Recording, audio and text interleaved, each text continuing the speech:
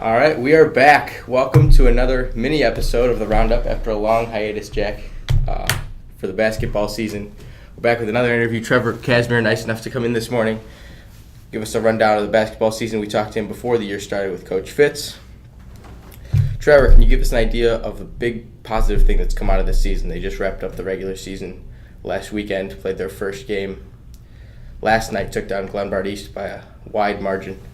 But the big positive thing that came out of the season, what's been the best thing that's been working so far? I think in this last week, I think we've had one of the toughest runs in the whole state with our last three games. We had a great Notre Dame team away on their court. We had Stevenson the next day, and then we had St. Viator the Wednesday after that weekend. But I think that's a very great positive thing for us, just having those three big wins under our belt right before the state playoffs. I think that was great preparation for the type of teams we're going to see ahead if we do what we need to do in the playoffs. So you talk about that stretch you were going on. Right before that, towards the end of January, you lost three straight, two of those at Wheaton-Warrenville South, right, and then a game at Carmel, and then 4 of 5 if you count the Marian Catholic game at home, right, and then came out of that winning 5 in a row to wrap up the regular season, 6 in a row if you count last night against some good teams like you mentioned. What was the big thing to get that turned around? After the last loss to Marian Catholic, the seniors kind of took over and had a team meeting with the whole team, and we just kind of said, "Hey guys, this is it. If we don't turn this thing around right now, our season's gonna be done before we know it. We're not gonna make it past our regional." And right now we're sitting at a regional championship on Friday, and I think we've done a great job turning it around, but it's not over yet. And we just got to keep at it and just keep going what we've been doing. Is that similar to what happened last year? The seniors kind of took charge in the locker room. After Pontiac last year, I think that's when everybody decided, we got to dig in right now.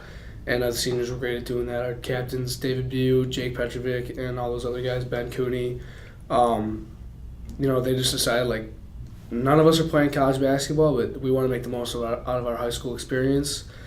And, after Pontiac, we won, I think it was 18 straight, and we didn't lose to the super sectional, so.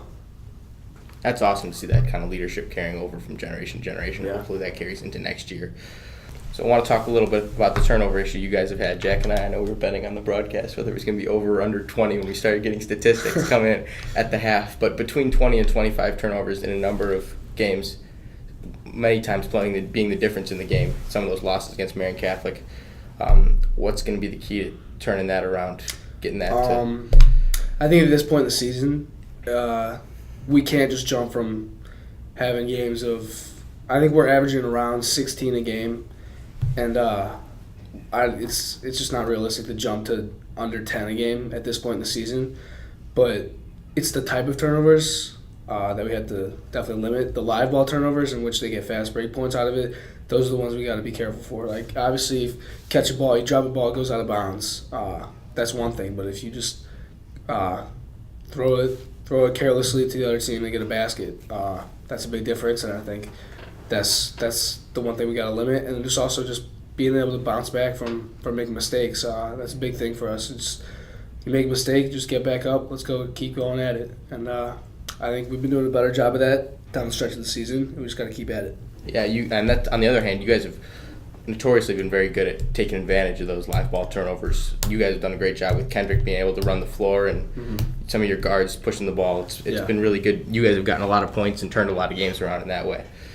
Want to talk about, I know last night you didn't know who you were going to play coming into the Glenbard East game. You didn't have a chance to prepare for an opponent because their game was going on at that time. I don't think that'll happen again until the state championship. I know I'm looking way ahead, but what's the dynamic to preparing for a game when you don't know who your opponent's going to be? Does anything change in the way you go about preparing? For yesterday's game, we started prepping for both teams, actually. On Sunday, we prepped for Addison Trail, and then the next day we prepped for Glenbard East. And then, obviously, we found out, was it 2 nights ago now, so the night before the game, and then we kind of planned for Glenbard East. We walked through right before the game, and walking through those last minute walkthroughs could obviously be the difference maker in the game, which is why we do them. And I think now there's going to be a lot more, not a lot more, but just a little bit more time before each game to prep. Mm-hmm. And I think we just got to take advantage of every opportunity we get to do that. And that's going to be big for us in the playoffs. Absolutely. So congratulations to you guys. The Red Wings coming away with a 25-point win last night against Glenbard East. They've got the winner of DeKalb and Lake Park in the regional finals. That will be in DeKalb, a home game if you get to play, obviously, DeKalb. That'll be on Friday night. Thank you again to Trevor Casmere for joining us. Thank you. If you'd rather go to Bloomington on Friday, the girls basketball team in the state semifinals as well. Congratulations to them. Tried to have Clara Prassi in this morning. She wasn't available, but that's good to see those ladies going back to state. They will take on Mother McCauley at 5:30. Once again, Trevor, thank you so much for your time. Thank you. And I'm Nick Magas saying so long for now on this mini edition of the Roundup.